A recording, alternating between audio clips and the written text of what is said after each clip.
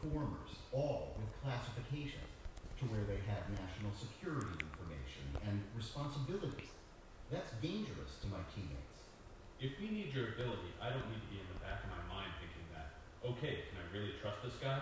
Is he 100% going to cover my back?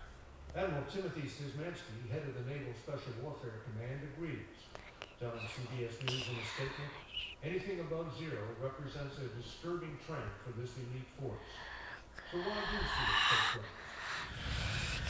You might think it was due to the stress of high-risk operations, but that's not what Sam said. I think it's okay because they've seen other people do it, they think their teammates won't turn them in, they think it's kind of a cool thing to do, but they think it's okay. The SEAL who blows the whistle on drug use does so at his own peril.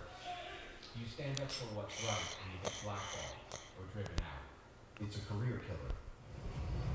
Like the rest of the military, SEALs are supposed to be subjected to random urinalysis. But in practice, they aren't tested when they are away from their home base, which is much of the time because their skills are in constant demand. 3 active duty SEALs told us they had not been tested in years. Sam's vowed to change that. We're going to test on the road. We're going to test on deployment. If you do drugs, if you decide to be that selfish individual, which I don't think anyone's going to do after today, I believe that, then you will be caught. Commodore James Sands called an all-hands meeting referencing drug problem in Group 2. Sounds like he's dealing with it. Well, I think it has gotten to a point where he had to deal with it. I hope he's somebody that we can rally behind and hold people accountable, but I'm not sure at this point. It's because it's hugely important. As part of the safety stand-down, all SEALs were required to submit to urinalysis. One SEAL who had tested positive for cocaine last summer tested positive again, this time for prescription drugs. He is being kicked off the teams. Scott, after speaking by phone with one of the SEALs who attended that meeting, I asked if we could talk again, which would require using a cell phone that could not be traced. He said, sure, and then he added, we need help. David Martin breaking the story for us right here tonight. David, thank you. Coming up next on the CBS Evening News, it was the bump heard round the world. Now the feds are investigating. You don't let anything keep you sidelined. That's why you drink Ensure with 9 grams of protein and 26 vitamins and minerals. For the strength and energy to get back to doing what you love. ¡Qué linda! Oh my God. This dress is from Maggie's 8th grade graduation. Really? Seriously? Once daily Brio prevents asthma symptoms. Brio's for adults with asthma not well controlled in a long-term asthma control medicine, like an inhaled corticosteroid. Brio won't replace a rescue inhaler for sudden breathing problems. Brio is specifically designed to open up airways to improve breathing for a full 24 hours. Brio contains a type of medicine that increases the risk of death from asthma problems and may increase the risk of hospitalization in children and adolescents. Brio is not for people whose asthma is well controlled on a long-term asthma control medicine, like an inhaled corticosteroid. Once your asthma is well controlled, your doctor will decide if you can stop Brio and prescribe a different asthma control medicine, like an inhaled. I like the shoes.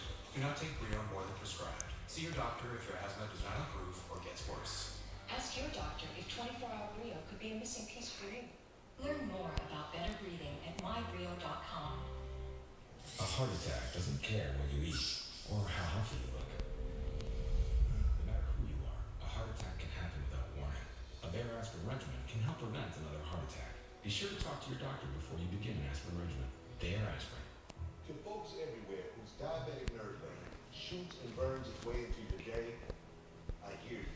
When that pain makes civil errands simply unbearable, I hear you. I hear you because my dad struggled with this pain. Make sure your doctor hears you too. So folks, don't wait. Step on up and talk to your doctor because you have places to go and people who can't wait for you to get there. If you have diabetes and burning shooting pain in your feet or hands, step on up and talk to your doctor today. Today, the Department of Transportation says it is investigating that violent bumping of a passenger from an overbooked United Airlines flight. Here's Chris Van Cleave. As outrage continued to spread about a United Airlines passenger being forcibly removed from a flight on Sunday, company's CEO Oscar Munoz issued a third apology, calling the treatment of Dr. David Dow a truly horrific event. Munoz wrote this afternoon, "I deeply apologize. No one should ever be mistreated this way," retreating from an earlier statement in which Munoz raised questions about the passenger's behavior. I would say it's the worst response to a public relations crisis that I've ever seen. Airfare watchdog All right, we ready? George Cooper. Yeah. While passengers are entitled to compensation of up to Did you put any $13,000, they have few other rights. Okay. Emmy in bed? Emmy!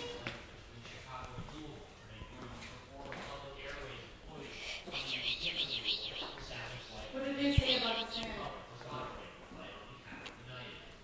It's up to the airlines to choose who must leave in these situations. United's computer system weighs several factors, including ease of rebooking, final destination, I'm go to bed.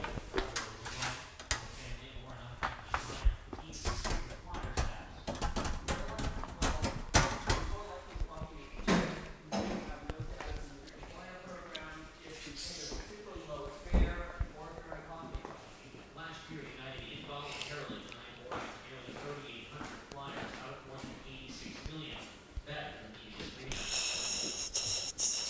United is still facing a firestorm in Korea. It's got growing anger in China, which is a key market for United for many years. Present Lady Thanks. Up next, new guidelines for prostate cancer tests.